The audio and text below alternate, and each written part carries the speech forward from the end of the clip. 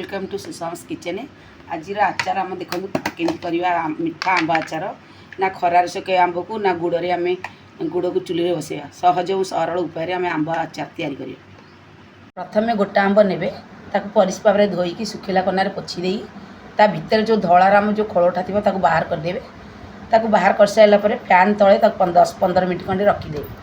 रखी सारापर मापिकी आम आंब आचार करिया। आमे आंब मापिकी नवा आंब ये गिनारे आम जो गिनारे आंब नवा से गिनारे लुण नवा से लंका नवा से सोरिष नवा।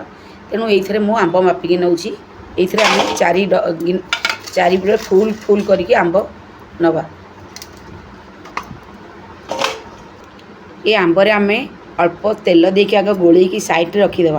आपड़ हेल्ले बादाम तेल नहीं पारे, राशि तेल नहीं पारे, सोरिष तेल नहीं पारे। ये तीनटा व्यतीत आउ कौन तेल ने रिफाइंड तेल केबे भी आंब चटनी यूज करेंगे। ये आंबर आम प्रथम तेल कहीं गोलेवा ना आंबटा गोलैकी तेलटा रखीदे आंबटा आम आचारटा पूरा वर्ष पूरा परफेक्ट हो गोटा हो कि नरम हेनी से आग टे तेल गोलैकी गोटे साइड आम रखीदे।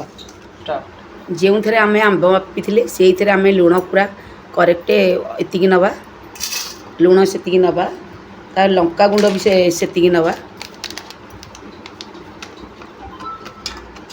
लंका टी कम लंका गुंड टी कम हेल्ले हम मिठा आचार करचे ना से लंका ये कम परिमाण ने। मेथी गुंड को चामचे ने, सोरिष गुंड ने, सोरिष गुंड में जी लुण नहीं से सोरिष गुंड ने भल भाव मिसईदे।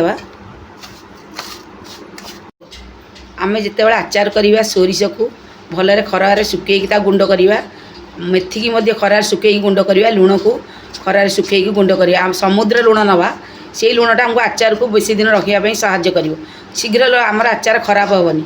तेणु समुद्र लुणटा को नाक सब चेष्टा कर पैकेट लुण की यूज करें। आम 5 मिनट जो तेल गोलैकी आंबटा को साइड रखीदे यापर आम जो सोरिष मेथी लुण सब आम मिसई से आम मिसईदे भल भाव गोला गोली कर गोला गोली करदे। आम जो थे सब लंका और मेथी आ सोरिष मापी से आम फुल गोटे गिना तेल नहीं जावा। तेल नहीं सारापर कौन करवा ना आम जो डबारे आम आचार रखा से डबारे टे 3 दिन पर आम आचार आम देखा केमती तार लुण केते कौन है 3 दिन पर देखते आम गुड़ आचारटा केमती रेडी एमती तेलटा टे ऊपर को भासिक अधिका रेलटा थी तार आचारटा किसी खराब हेनी। बाहर रखिले वर्षे भी रही फ्रिज भितर रखिए सेटा भी भल रही तार कलर भी आउ चेंज हेनी। फ्रिज भितर रखिए कौन पानी चामुची पानी जिनस किसी यूज करेंगे सब सुखिला यूज करेंगे एमती रही आचार अधिक समय लास्टिंग रही। ये वीडियो भल लगे लाइक करेंगे, शेयर करेंगे और सब्सक्राइब करेंगे।